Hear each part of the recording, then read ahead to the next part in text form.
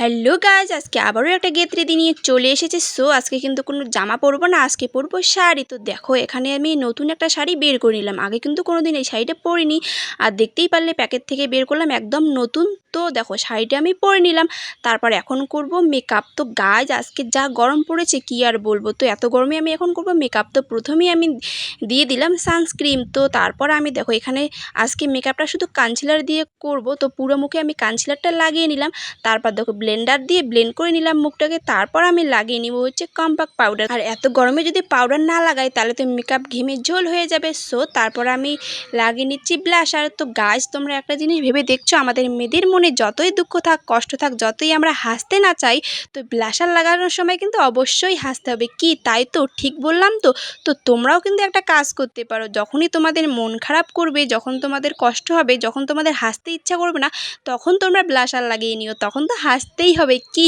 তাই তো ঠিক বললাম? তো তো দেখো একে একে আমি সবগুলোই করে নিলাম। সো আমার মেকআপ ডান। তারপরে আমি মালা দেখতেছি যে কোন মালাটা মানাবে এই শাড়ির সাথে। তো প্রথমে এই মালাটা পরে নিলাম, দেখতেছি না না মানাচ্ছে না। তো আমি আবারও একটা মালা দেখলাম, মানে ওইটাও মানাবে না। সো দেখলাম লাস্টে এই মালাটা, দেখলাম যে না এই মালাটা মানাবে। সো দেখো মালাটা আমি পরে নিলাম, তারপরে মালাটার সাথে এই কানেরগুলো আমি পরে নেবো। সেট অন্য কানের পরলে ভালো লাগবে না।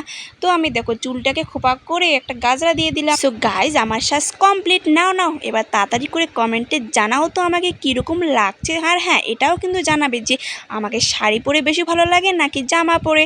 সো গাইজ আজকে ভিডিওটা এই পর্যন্ত। যদি ভালো লাগে অবশ্যই একটি লাইক করে দিও। Ta-ta bye bye, thanks for love you guys.